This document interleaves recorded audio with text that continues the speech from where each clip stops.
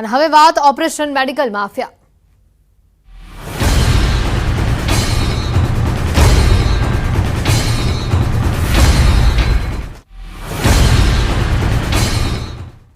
ખ્યાતિ હોસ્પિટલના મૃતકોનો જ મામલો સામે આવ્યો છે। મૃતક બંને દર્દીઓના પોસ્ટમોર્ટમ રિપોર્ટ અમદાવાદની સિવિલ હોસ્પિટલમાં કરવામાં આવ્યા હોવાની માહિતી છે। સિવિલ સુપ્રિન્ટેન્ડન્ટે પોસ્ટમોર્ટમ બાદ જણાવ્યું કે તેમણે પેનલ રિપોર્ટ સાથે વિડીયોગ્રાફી પણ કરી છે। પીએમ રિપોર્ટ બાદ મૃતદેહોને પરિવારને સોંપાયા છે। મૃતકોના રિપોર્ટ જાહેર કરવામાં હજી થોડો સમય લાગશે। રિપોર્ટ તૈયાર થયા બાદ આરોગ્ય વિભાગની તપાસ સમિતિને પહેલા આ રિપોર્ટ સોંપવામાં આવશે।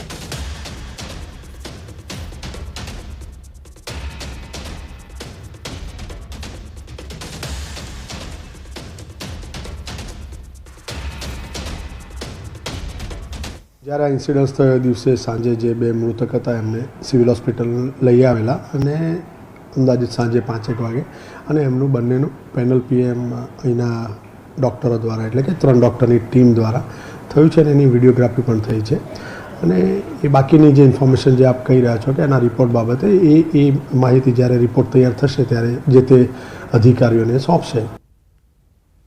વડોદરાના ભાયલીની અંજના હોસ્પિટલમાં પીએમજેએવાય યોજનામાં ગેરરીતિના આક્ષેપો કરવામાં આવી રહ્યા છે। મનપા બાદ હવે આજે અન્ય વિભાગ પણ તપાસ કરશે। હોસ્પિટલની ફાયર એનઓસી માટે ફાયર વિભાગ તપાસ કરશે। ફૂડ સેફ્ટીના લાયસન્સ વિના હોસ્પિટલમાં કેન્ટીન ધમધમતી હોવાની શંકા છે। આરોગ્ય વિભાગ પણ અંજના હોસ્પિટલ ખાતે તપાસ કરશે।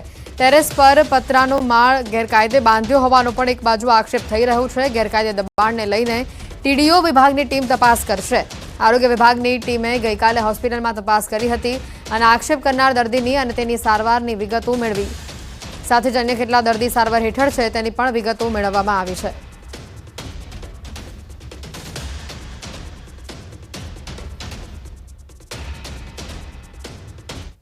અમદાવાદના ખ્યાતિ હોસ્પિટલમાં મોતકાંડ બાદ મહેસાણામાં પણ તપાસ કરવામાં આવી રહી છે। પીએમજેએવાય યોજનામાં ગેરરીતિ અંગે તપાસ કરવામાં આવી રહી છે। રૂપિયા લેનારી 4 હોસ્પિટલોને પેનલ્ટી ફટકારવામાં આવી છે।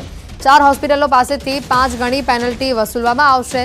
આ સાથે જ મહેસાણાની લાયન્સ, કડીની ભાગ્યોદય, મહેસાણાની શંકુઝ, વિસનગરની નૂતન હોસ્પિટલ પાસેથી આરોગ્ય તંત્રે દર્દીઓને પૈસા પરત અપાવ્યા છે। કડીની ભાગ્યોદય હોસ્પિટલ પાસેથી 1,10,410 વસૂલાશે। મહેસાણાની લાયન્સ હોસ્પિટલ પાસેથી 65,435 રૂપિયા વસૂલાશે। નૂતન હોસ્પિટલ પાસેથી 45,850 રૂપિયા વસૂલાશે તો શંકુઝ પાસેથી 57,000 રૂપિયા વસૂલવામાં આવશે। તમામ હોસ્પિટલ પાસેથી દર્દી પાસેથી જે રકમ લેવામાં આવી હતી તેની 5 ગણી રકમ પેનલ્ટી સ્વરૂપે વસૂલવામાં આવશે।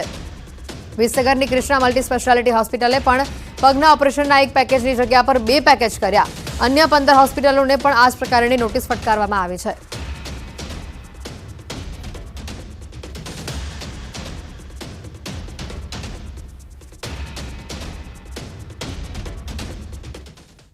આગળ વધીએ અન્ય સમાચારો તરફ। રખડતા ઢોર મુદ્દે ગુજરાત હાઈકોર્ટની ફટકાર બાદ પણ રાજ્યમાં હજી રખડતા ઢોરોનો ત્રાસ યથાવત છે। ત્યારે ભાવનગર શહેરમાં પણ રખડતા ઢોરોના ત્રાસથી લોકો અને વાહન ચાલકો ત્રાહિમામ પુકારી ઉઠ્યા છે। રખડતા ઢોર પકડવાની કામગીરી પરિણામલક્ષી નહીં થતા લોકોમાં રોષ જોવા મળી રહ્યો છે। શહેરના મોટાભાગના વિસ્તારો જેવા કે કાલિયાબીડ, કુંભારવાડા, સંત કબીરામ ચોક, માધવ દર્શન, વાઘાવાડી રોડ આ સહિતના વિસ્તારોમાં રખડતા ઢોરની સમસ્યા વધી રહી છે અને જેના કારણે અનેક લોકોના જીવ જાય છે। ત્યારે રસ્તે રખડતા ઢોર પકડવાની માંગ ઉઠી છે।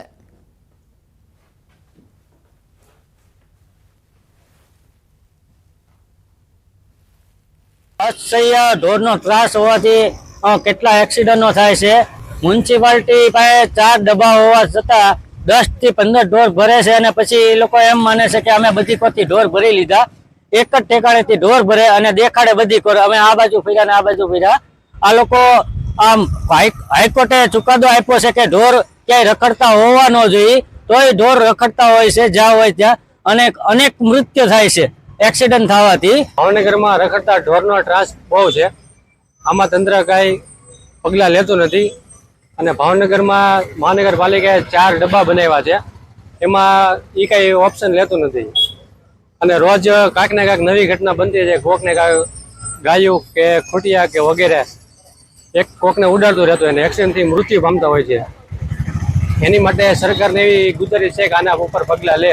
ઢોર પકડવાની કામગીરી જે અમે કોન્ટ્રાક્ટ મારફત કરાવવા માટે ટેન્ડર કરેલું હતું, એમાં એજન્સીને વર્ક ઓર્ડર આપેલ, પરંતુ મેડિકલ રીઝનને કારણે એણે કામગીરી શરૂ કરેલ ન હોવાથી અમે એને નોટિસ ફટકારી છે અને જો કામગીરી નહીં કરે તો ભવિષ્યમાં જે કાયદાકીય પગલાં લેવાના થતા હોય એ લેવામાં આવશે. એ ઉપરાંત જે પશુ માલિકો હોય એમને લાયસન્સ ઇસ્યુ કરવાની કામગીરી ચાલુ છે અને જે પશુ માલિકોને પશુ હોય એમને RFID ટેગિંગ કરવાની પણ કામગીરી ચાલુ છે. રાજ્ય સરકાર દ્વારા ખેડૂતોની જણસ ટેકાના ભાવે ખરીદી કરવાનો શુભારંભ કરવામાં આવ્યો છે. મુખ્યમંત્રી દ્વારા તેનો શુભારંભ કરાયો છે, જેમાં બોટાદ તાલુકા ખરીદી વેચાણ સંઘ દ્વારા બોટાદ માર્કેટિંગ યાર્ડ ખાતે ટેકાના ભાવે જણસની ખરીદી શરૂ કરવામાં આવી છે, જેમાં મગફળી, સોયાબીન, અડદ અને મગની ટેકાના ભાવે ખરીદી કરાઈ છે. મગફળીનું વાવેતર બોટાદ જિલ્લામાં સારું થાય છે, ત્યારે 1700 જેટલા ખેડૂતો દ્વારા ટેકાના ભાવે વેચાણ કરવા રજીસ્ટ્રેશન કરાવાયું હતું.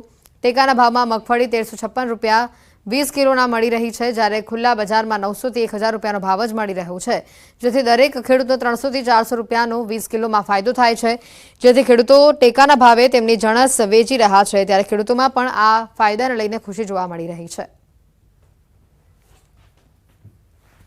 ટેકાના ભાવે ખરીદી શરૂ કરી છે, ત્યારે આજે બોટાદ ખાતે બોટાદ માર્કેટિંગ યાર્ડમાં તાલુકા સંઘ બોટાદ દ્વારા બોટાદ તાલુકાના રાણપુર અને બરવાળા તાલુકાના ખેડૂતોની મગફળી ખરીદીના કામગીરીનો શુભારંભ થયો છે.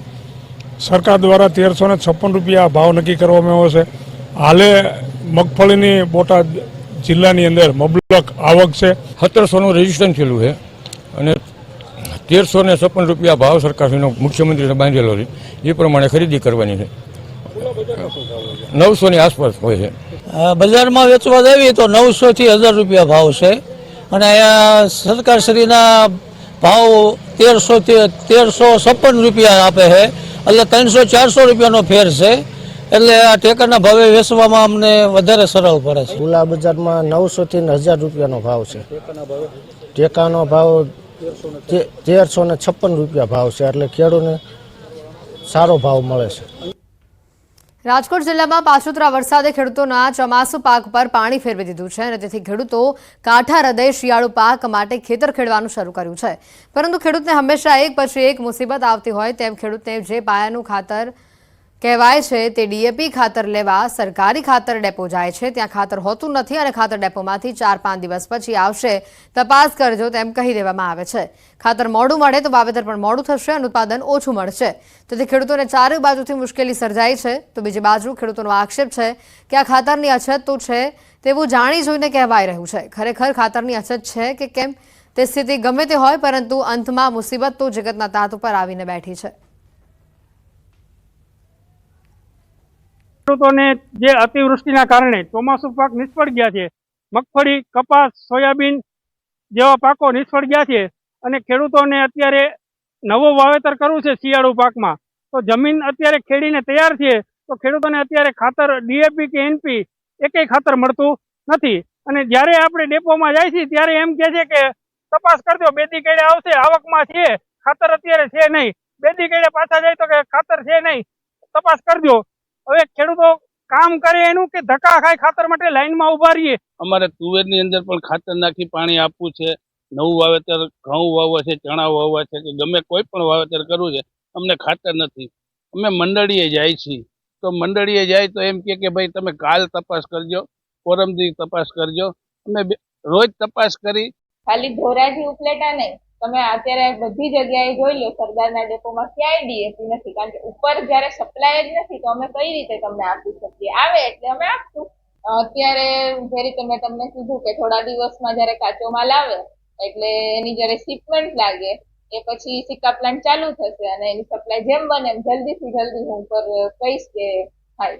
સૌરાષ્ટ્રમાં જે રીતે મેઘરાજાએ મહેર કરી હતી અને જે તોફાની બેટિંગ હતી તેને લઈને સૌરાષ્ટ્રના અંદરમાં જે કેટલા ખેતરો છે, ખેતરો બરબાદ થઈ ગયા હતા અને ખેતરો પાણીથી બરતોડ થઈ ગયા હતા, તેને લઈને વાત કરીએ ધોરાજી પંથકના અંદરમાં હજારો વીઘા જમીનના અંદરમાં ધોવાણ થઈ ગયું હતું, તેને લઈને પાક છે તે પાક નિષ્ફળ ગયો હતો. અને હાલ વાત કરીએ ધોરાજીને જે પંથકની ખેડૂતોની, તો હાલત અત્યારે કફોડી છે, જે ખાતર છે ડીએપી ખાતર નથી મળી રહ્યો, તેને લઈને ખેતર છે ખાલી ખેડીને મૂકી દેવામાં આવ્યા છે. ખેડૂતો એવું કહી રહ્યા છે કે તાત્કાલિક ધોરણે સરકાર દ્વારા જો ખાતર આપવામાં આવે તો અમે પાક છે પાક નિષ્ફળ ન જાય, જે વાવેતર છે વાવેતર કરી શકીએ. પાકનો જે વાવેતર છે વાવેતર મોડો થશે એટલે ઉત્પાદન બી મોડો થશે, તેને લઈને ખેડૂતને નુકસાનીનો સામનો કરવો પડશે.